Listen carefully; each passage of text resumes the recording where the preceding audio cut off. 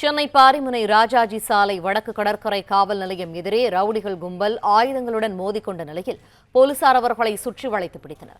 விரிவான தகவல்களை செய்தியாளர் சரவணகுமார் வழங்க கேட்போம். சரவணகுமார், விரிவான தகவல்கள் என்ன?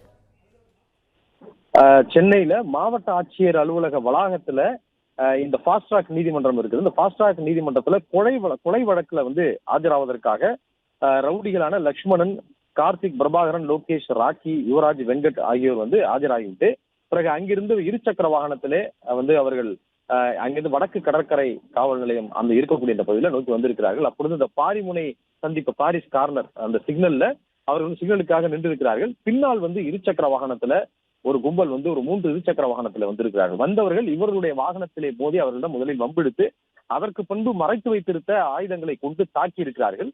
இரு தரப்பினரும் அவர்களிடமிருந்து ஆயுதங்களை பறித்து கொண்டு தாக்கி இருக்கிறார்கள்.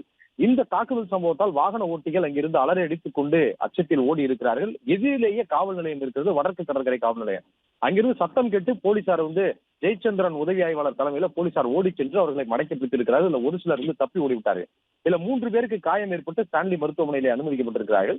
இந்த வழக்கு தொடர்பாக மொத்தம் 7 பேர் கைது செய்திருப்பாங்க போலீசார் தெரிவித்திருக்கிறார்கள். அதாவது இவர்கள் 2017 ஜீவா என்பவரை கொலை செய்த வழக்கில் தான் இந்த நீதிமன்றத்தில் ஆஜராயிருக்கிறார்கள். ஜீவாவினுடைய கூட்டாளிகளான எதிர்த்தரப்பை சேர்ந்தவர்கள் தான் இந்த ஆகாஷ், தினேஷ், ஜான்சன் என்ற எதிர்த்தரப்பை சேர்ந்தவர்கள் இந்த தாக்குதல் கொலை முயற்சியில இன்று தினம் ஈடுபட்டிருக்கிறார்கள். கொலை செய்யும் திட்டத்துடன் அவர்கள் வந்திருப்பதாகவும் சொல்லப்படுகிறது.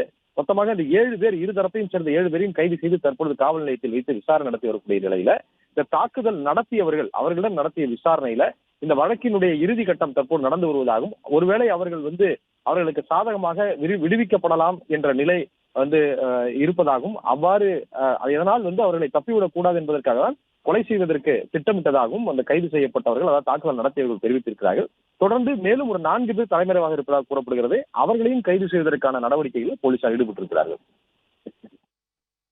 நன்றி சரவணகுமார், விரிவான தகவல்களுக்கு.